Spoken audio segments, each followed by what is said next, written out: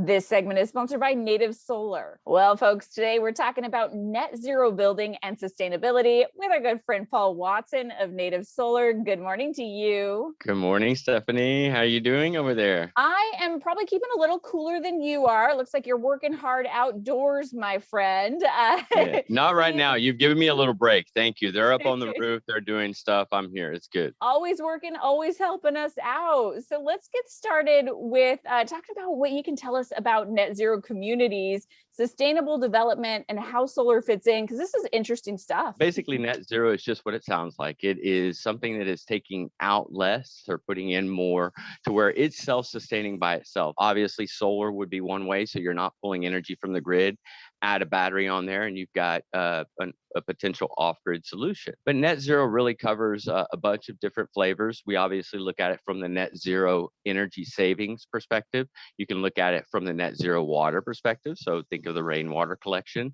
And then you can also look at it from food. There are obviously other parameters that come in, but that is effectively a net zero community. Now, Native builds homes that are net zero. You obviously have master plan communities that can be built out as well. But we do have Build Native. So if you see that, that is our net zero construction. So on that note, can you give us an example of sustainable development or a master plan community? You hit something close to home. I'm from Houston, Texas, and I grew up in a lot of pollution. And at around 9 years old, I moved to Pinehurst and went to Tomball High School. And I saw this thing called the Woodlands get developed right in front of my eyes. And what the Mitchell Foundation and subsequently HARC, actually the Houston Advanced Research Center, is a net zero LEED certified building. LEED was a certification that then came in when net zeros became in flavor and would certify commercial facilities. What Mitchell really did, he really looked at ways to go in and develop, not like some developers that will scrape everything out so they can add lines underneath. No, he kept the trees there. So net zero not only looks at how to mitigate from consumption, but it also looks to be less intrusive. And Mitchell really did that. It cost him a lot more,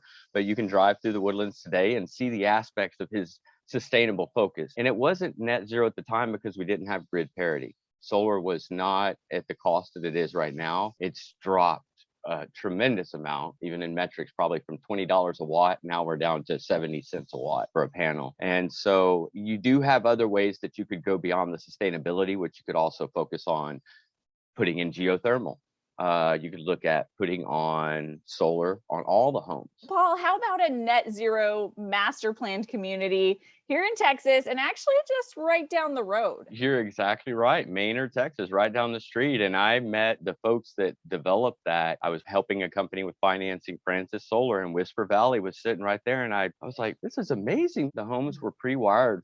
So all the way down to the pre-wire for solar, geothermal underneath, and even the gardens, which demonstrates exactly where we need to be going with this in terms of sustainability. I know our friends at Native Solar can help us not only understand, but take action. Can you tell us a little bit more about Native Solar, who you guys are and what you do? Native Solar is a three-leg full-service solar company. Native has both fully integrated sales teams within business units. It's got a service function, so if you have a stranded system or need service on another system, or even our systems, we service those as well.